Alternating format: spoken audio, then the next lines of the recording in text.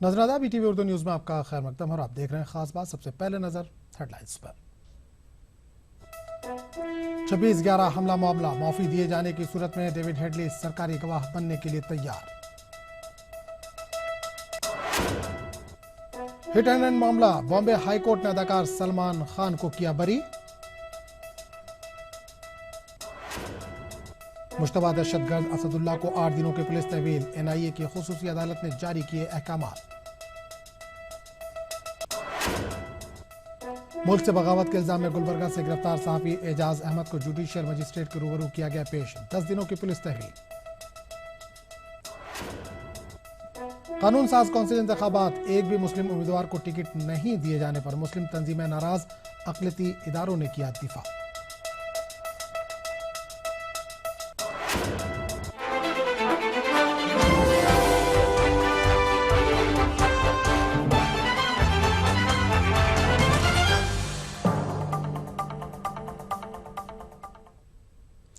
और सुर्खियों के बाद अब खबरों की तफसील।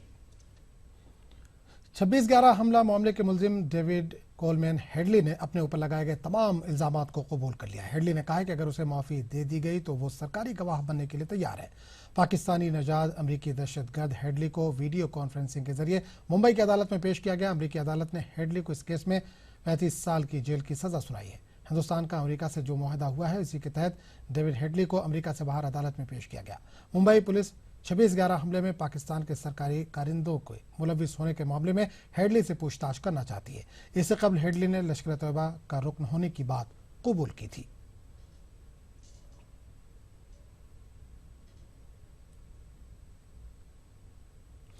हिट एंड रन केस में अदाकार सलमान खान को बड़ी राहत मिली है।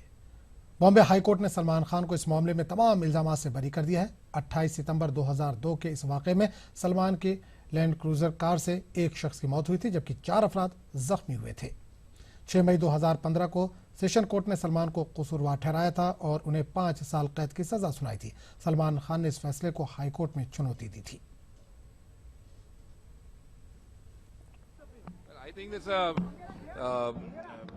At the end of the day, it's a professionally satisfying outcome for me, and obviously, so far as the client is concerned, it's a great relief after 13 years of journey that he has gone through.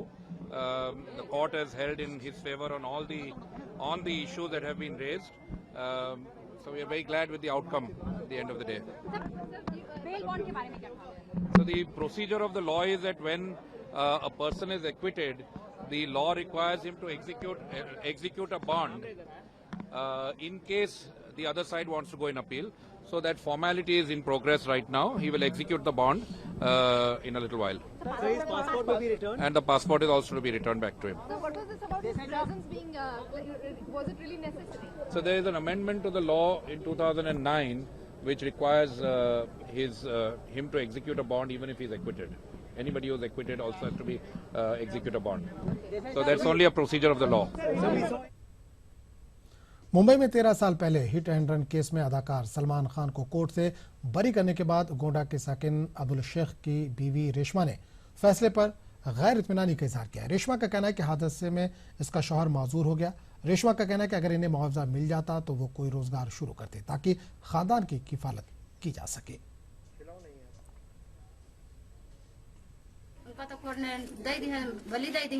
अब भाई गरीबन का हमें सबका दे ले दिया तो का न कोनो कारोबार कर लिए, चाठी लड़कन बच्चन का पढ़ाई लिखाई लिए, दर दुकान कोनो कर लिए तो भला ना बैठ के लड़कन का दो पेट पाल लिए।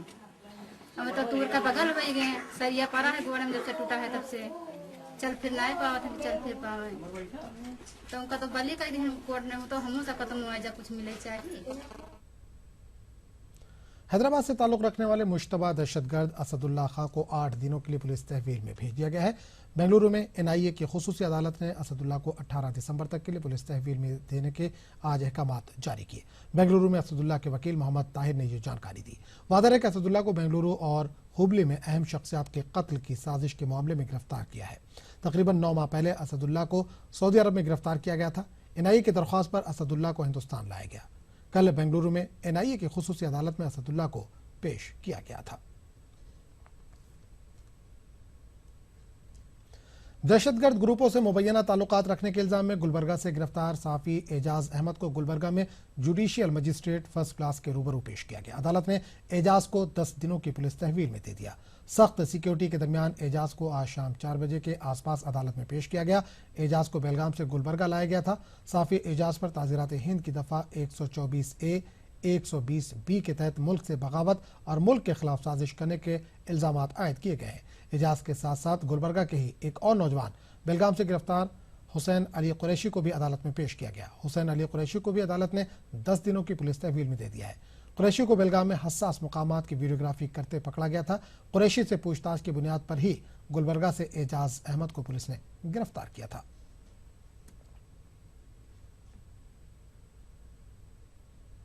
कर्नाटक के कानून साज कौंसिल के इंतखाबात में मुस्लिम नुमाइंदगी को नजरअंदाज किए जाने पर रियासत के अहम मुस्लिम तंजीमें बरहमी का इजहार कर रही हैं। कांग्रेस, जेडीएस और बीजेपी और दीगर जमातों ने एक भी मुस्लिम उम्मीदवार को नुमाइंदगी नहीं दी है। इस पूरे मामले में रियासत के अहम मुस्लिम लीडरों की खामोशी पर सवाल उठ रहे हैं। कर्नाटक में हर जगह कानून साज कौंसिल इंतखाबात की धूम मची है। कौंसिल की 25 नशिस्तों के लिए इंतखाबात हो रहे हैं। 25 नशिस्तों के लिए कुल 188 पर्चे नामजदगियां दाखिल हुई हैं। कांग्रेस ने 21, बीजेपी ने 20, जबकि जेडीएस ने 19 उम्मीदवार इंतखाबी मैदान में उतारे हैं। लेकिन इन 3 बड़ी सियासी जमातों ने एक भी मुस्लिम उम्मीदवार को टिकट नहीं दिया है। इस पूरे मामले में मुस्लिम तंजीमें कह रही हैं कि मुसलमानों के साथ बड़ी नाइंसाफी हुई है, लेकिन अक़लियती शोबों के सदर इसे नाइंसाफी मानने के लिए तैयार नहीं। नाइंसाफी हुई ऐसा तो नहीं बोलता, इसलिए कि कोलार से अगर नसीर अहमद साहब तैयार हो जाते तो शायद उन्हीं को कॉन्टेस्ट करना पड़ता, और किन वजूहात पे नसीर अहमद साहब नहीं तैयार हुए मुझे उसकी ज़्यादातर उसका इल्म नहीं है, मगर देते तो बहुत अच्छा था। हाँ, हमारा इस बार जो 25 सीटें जो अपनी पार्टी से लड़ रहे हैं, अभी हमें काफ़ी रास्ता तय करना है, मैं समझता हूँ अभी। जी हाँ, माइनॉरिटीज़ को। कांग्रेस में मौजूद मुस्लिम नुमाइंदों की खामोशी पर भी मुस्लिम तंजीमें सवाल उठा रही हैं। इसके सब हमारे सियासी कायदीन भी हैं और दानिश्वर हजरात भी हैं, और ये अंजुमन इदारों के ज़िम्मेदार की खामोशी भी जो है इसका असल इसे ज़िम्मेदार है इसके। लेकिन कांग्रेस पार्टी जो एक किस्म से जो मुसलमानों की पार्टी समझी जाती है, वोट बैंक समझा जाता है, लेकिन खुद पार्टी इस तरह नज़रअंदाज करेगी कभी सोचा नहीं था तारीख में। फिक्र करेंगे और हर सियासी पार्टी में, कांग्रेस हो या जेडीएस हो, इसमें दबाव डालेंगे कि भाई हमारी नुमाइंदगी ज़्यादा से ज़्यादा हुई। चूँकि इस वक्त कर्नाटक में कांग्रेस की हुकूमत है, ये हमारा फ़र्ज़ बनता है कि कांग्रेस हाईकमांड से जो है ये मुतालबा करें कि हमारी नुमाइंदगी बढ़ाई जाए। 75 नशिस्तों पर मुश्तमिल कर्नाटक की कानून साज काउंसिल में फिलवक्त 4 मुस्लिम नुमाइंदे मौजूद हैं। कांग्रेस लीडर नसीर अहमद की मियाद चंद दिनों में खत्म हो रही है। इस तरह काउंसिल में अब मुस्लिम नुमाइंदगी 4 से घटकर सिर्फ 3 रह जाएगी। ETV news, Bengaluru.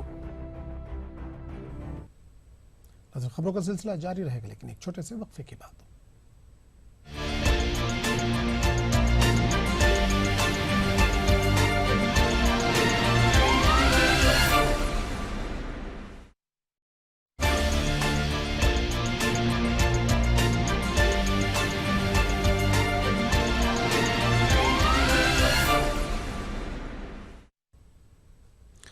ETV Urdu news में एक बार फिर आपका खैर मकदम, और आप देख रहे हैं खास बात।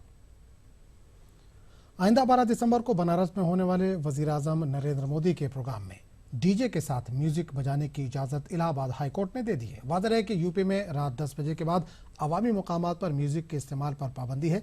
मोदी के गंगा आरती प्रोग्राम में जापान के वज़ीर आज़म शिंजो आबे भी शरीक होंगे।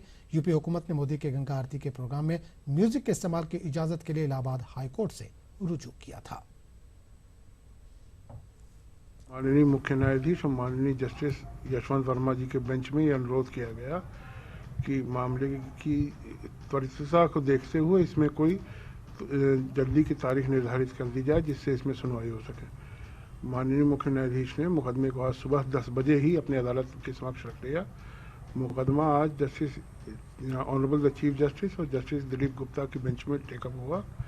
अदालत ने दशाश्वमेध घाट पर आवश्यक पिलर और जो भी आवश्यक कार्रवाई करनी है सबको लगाने की परमिशन दे दी है और ये भी कहा है कि ये साउंड सिस्टम का प्रयोग फिलहाल गंगा आरती के लिए ही लिमिटेड रखा जाएगा। उत्तर प्रदेश के वजीर आजम खान के मुबैना मुल्क मुखालिफ बयान के खिलाफ इलाहाबाद यूनिवर्सिटी में अखिल भारतीय विद्यार्थी परिषद ने आजम खान का पुतला नजर आतिश किया। एहतजाजी मुजाहरा करने वाले तलबा का कहना था कि पेरिस हमला और IS के बारे में आजम खान ने जो बयान दिए हैं वो मुल्क के मुखालिफ सरगर्मियों के जुमरे में आता है। ABVP के कारकुनान ने आजम खान के इलाहाबाद दाखिले पर रोक लगाने की भी बात कही है। मैं इनसे समाजवादी पार्टी से क्वेश्चन करना चाहता हूं कि क्या आजम खान जैसे नेता अब प्रदेश चलाएंगे? एक मुख्यमंत्री क्या प्रदेश नहीं चला पा रहा है? जब सैफई महोत्सव के बारे में आप लोगों ने पूछा तो क्या उनका जवाब ऐसा होना चाहिए था? हिंदू महासभा के सदर कमलेश तिवारी की जानिब से पैगंबर मोहम्मद के खिलाफ मुतराज़े बयान देने की मुखालफत में मुसलमानों का गुस्सा जारी है। वहीं दूसरी तरफ लखनऊ के शहजादपुर से निकाले गए जुलूस में सैकड़ों मुस्लिम शामिल हुए। जुलूस में तिवारी के खिलाफ सख्त कार्रवाई का मुतालबा किया गया।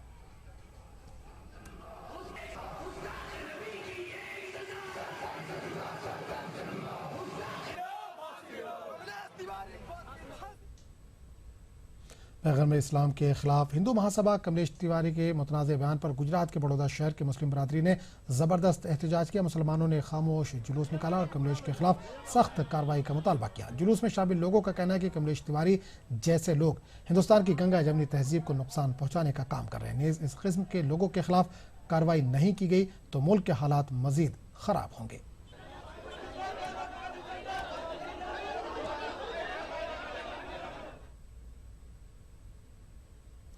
कुल हिंद मजलिस मुशावरत ने आलमी योम हुकूक पर लखनऊ में एक सेमिनार का एहतमाम किया। दानिश्वरों ने सेमिनार में मुल्क के मौजूदा हालात का जिक्र करते हुए इंसानी हुकूक को दरपेश खतरात से आगाह किया। जनूबी एशिया ह्यूमन राइट्स सेंटर के साबिक डायरेक्टर रवि नायर ने कहा कि मुल्क एक नाजुक दौर से गुजर रहा है। दस्तूर में दिए गए हुकूक की हिफाजत के लिए तमाम बाशिंदों को काम करने की जरूरत है। प्रोग्राम में इंसानी हुकूक के लिए काम करने वाली तंजीमों के नुमाइंदों ने अपने अपने ख्यालात का इजहार किया। आज के दौर में हमें संविधान के फंडामेंटल राइट्स चैप्टर और डायरेक्टिव प्रिंसिपल्स के चैप्टर को रीएनफोर्स करना चाहिए और तुरंत जो ऐसे हुकूक अभी तक लागू नहीं किए गए हैं उनके लिए निरंतर संघर्ष करना चाहिए। फंडामेंटल राइट्स के तौर पर उसकी हिफाजत के तौर पर बनाने के लिए ऐलान है और हम सिग्नेटरी हैं, हमने दस्तखत किया है हुकूमत हिंद ने उस पर कि हम भी इसको ऑब्जर्व करेंगे और संकल्प लेंगे मुशावरत के इस इजलास में अवेयरनेस के लिए और पक्के इरादे के लिए ये आज प्रोग्राम हो रहा है और हमें उम्मीद। उत्तर प्रदेश में इंसानी हुकूक की हो रही मुसलसल खिलाफ वर्जी, नाइंसाफी और रिश्वतखोरी और गलत पॉलिसियों की मुखालफत में कानपुर में national human right action committee ने एहतजाजी मुजाहरा किया। मुजाहरा कर रहे कमेटी के अरकान का कहना है कि रियासत में रियासती इंसानी हुकूक कमीशन पूरी तरह से कमजोर हो गई है और साथ ही हुकूमत की गलत पॉलिसियों का असर आम आदमी पर हो रहा है।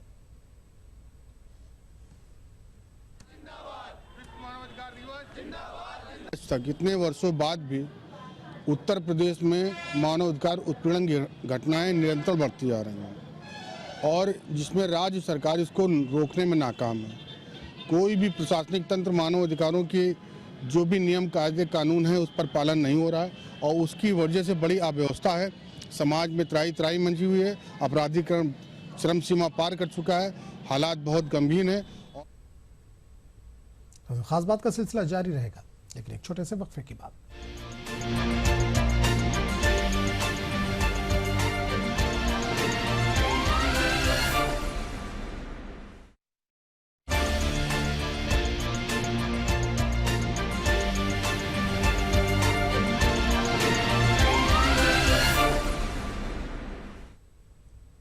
ईटीवी उर्दू न्यूज में एक बार फिर आपका खैर मकदम और आप देख रहे हैं खास बात। भोपाल में यादगार शाहजहानी में आलमी इंसानी हकूक के मौके पर मध्य प्रदेश पुलिस कर्मचारी सहयोग संघ ने एहतजाजी जलसे का इनेकाद किया, जिसमें उन्होंने अपने मुतालबात में कहा कि पुलिस के लोग हुकूमत से मिलने वाली सहूलियात से दूर हैं, इनको वो सहूलियत नहीं मिले जो इन्हें मिलनी चाहिए।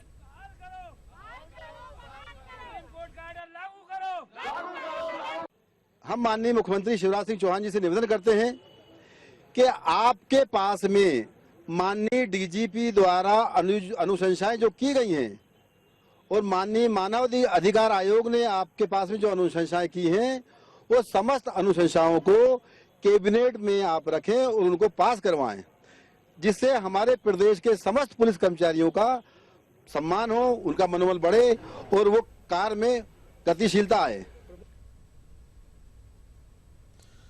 यौम हुकूक इंसानी के मौके पर सबको इंसानी जानो माल के तहफ़्फ़ुज़ के बारे में फिक्र करने की ज़रूरत है। कर्नाटक स्पाइस बोर्ड के चेयरमैन और उत्तर कन्नड़ा जिले के साबिक़ जज मुज़म्मिल काजिया ने इन ख्यालात का इजहार किया। तक हुकूक इंसानी का ताल्लुक़ है, सबसे पहले इस हक़ को रिकॉग्नाइज करने वाले हमारे नबी हज़रत मोहम्मद सल्लल्लाहु अलैहि वसल्लम थे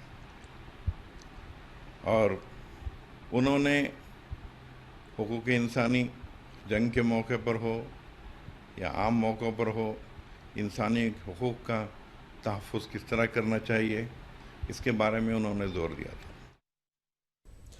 कानपुर में यौम इंसानी हुकूक पर हलीम डिग्री कॉलेज में माहौलियात के मौजू पर प्रोग्राम का इनेकाद किया गया। इस मौके पर तलबा ने माहौलियात से मुतल्लिक़ अहम मालूमात हासिल की।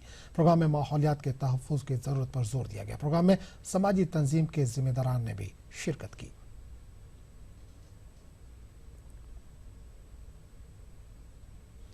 इंसानी हुकूक के तहफ़्फ़ुज़ के लिए सियासी लीडरान को पेशरफ्त की ज़रूरत पर जोर देते हुए इंटरनेशनल ह्यूमन राइट्स काउंसिल ने मगरबी बंगाल ने बांग्लादेश सरहद से जुड़े रियासत के सरहदी इलाकों में मवेशी स्मगलिंग के नाम पर आम लोगों को निशाना बनाए जाने का इल्ज़ाम लगाया और हुकूमत को इस मामले में आगे आने की ज़रूरत पर जोर दिया। काउंसिल की जानिब से वज़ीर आज़म और वज़ीर आला ममता बनर्जी को हुकूक इंसानी के तहफ़्फ़ुज़ के लिए मकतूब भी रवाना किया गया।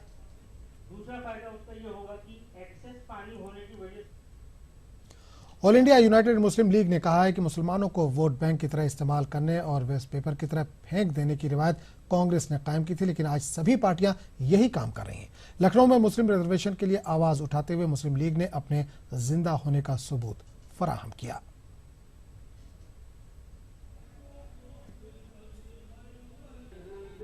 कांग्रेस ने यह सिलसिला शुरू किया था कि मुसलमानों को वोट बैंक की हैसियत से इस्तेमाल किया जाए, use and throw, waste paper tissue paper की तरह से।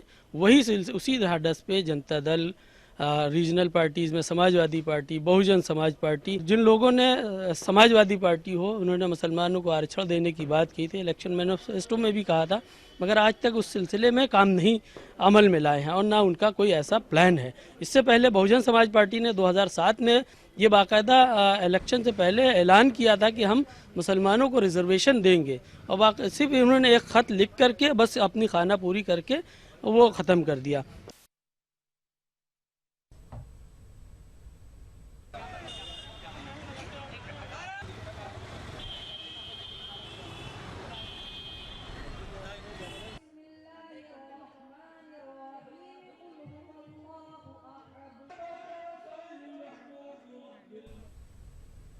हमें दीजिए इजाजत।